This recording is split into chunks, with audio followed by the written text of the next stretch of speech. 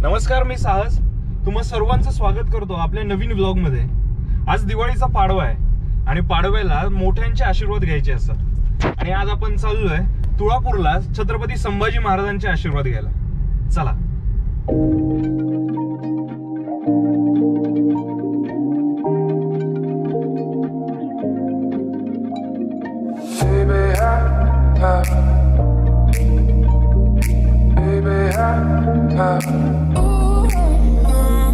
I've been wanting something from you. You've been giving nothing. I've been wanting something from you. You've been giving nothing. आता इकडे मागे एक थोडंसं काम होतं, ते काम उरकलंय। आता आपण चाललोय तुळापूरला।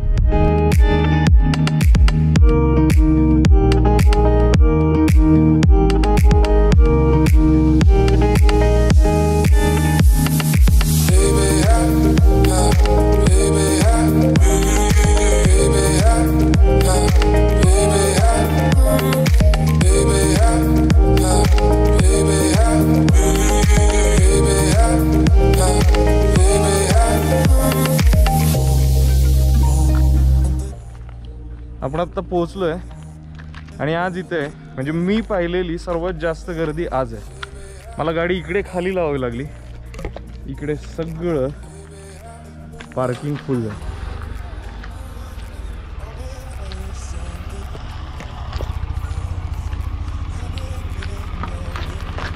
जाऊ द्या, बसती।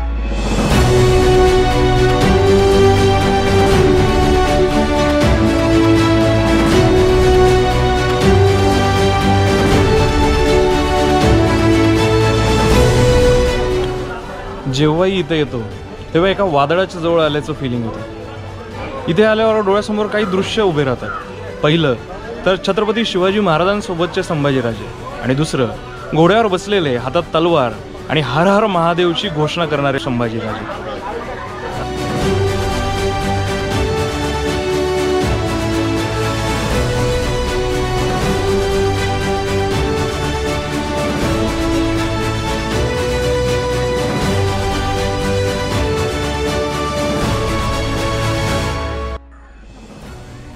आपण ज्याही ऐतिहासिक ठिकाणी जातो त्या ठिकाणी गेल्यावर आपल्याला असं फील होतं की इथे काय छान इतिहास घडलाय, इथे एवढा मोठा इतिहास आपल्या महाराष्ट्रात, आपल्या मातीत झालाय।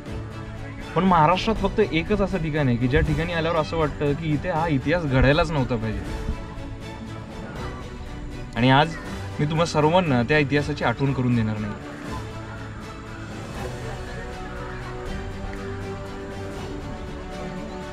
फक्त एवढंच वाटतं अजून काही वर्ष महाराज जगायला पाहिजे होते। मग यात भारतातनं या स्वराज्यातनं बऱ्याच गोष्टी निघूनही गेल्या असतात.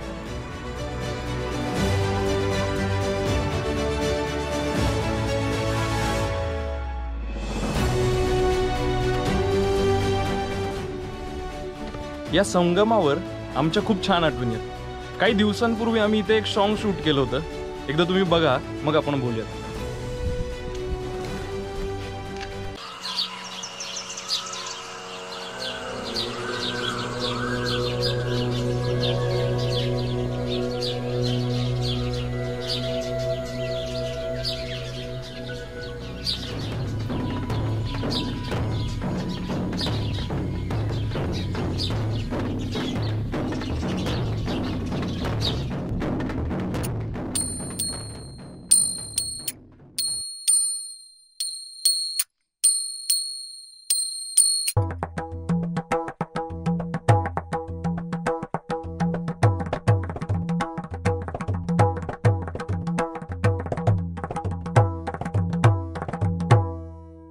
काय छान नाचला होता जांबू.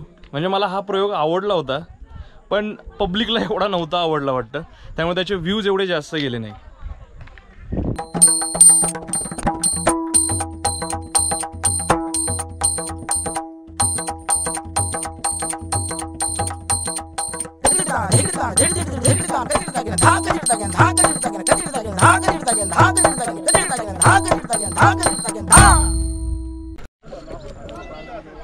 इथे एक बोट असायची आणि त्या बोटवर अक्षय खामकर बसून त्यांनी शिट्टी वाजवली होती. एक लडकी को देखा तो ऐसा लगा, जे गाणं केलं होतं त्या गाण्यामध्ये तो पार्ट आहे. मी दाखवतो तुम्हाला आता.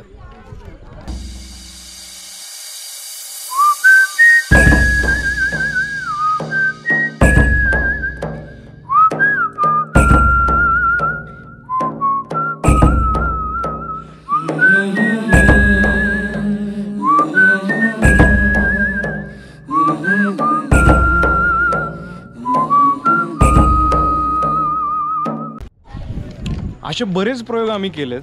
जर तुम्हाला ते सगळे बघायचे असतील तर चॅनलवर आहेत. जर तुम्हाला आवडले तर ते लाईक करा, आणि जर नाही आवडले तर डिसलाईक करा.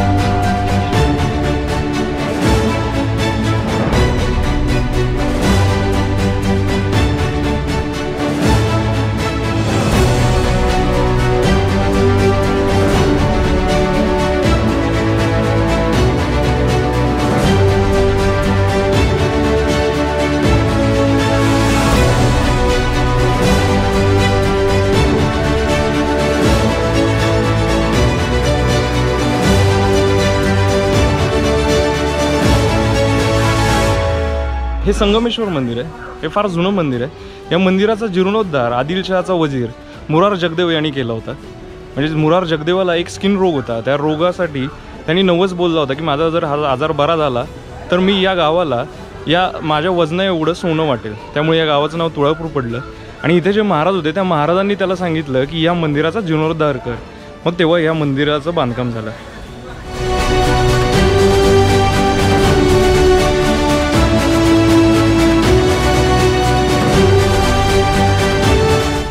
आपण निघलोय, व्लॉग झालाय, तुम्हाला दाखवून झालाय.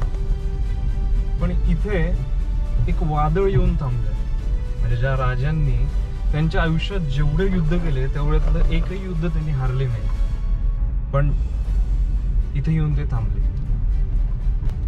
इथून जाताना फक्त एकच गोष्ट मनात येते की छत्रपती संभाजी महाराज अजून काही वर्ष जगले असते तर हे वादळ कुठपर्यंत पोहोचलं असतं.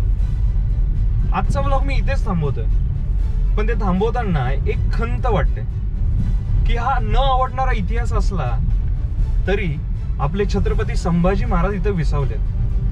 आणि त्यांच्या समाधी स्थळाकडे जाताना एक काहीतरी छान वास्तू असावी, म्हणजे इथून जाताना तिथे जाणवत नाही की इथे आतमध्ये संभाजी महाराजांची समाधी आहे.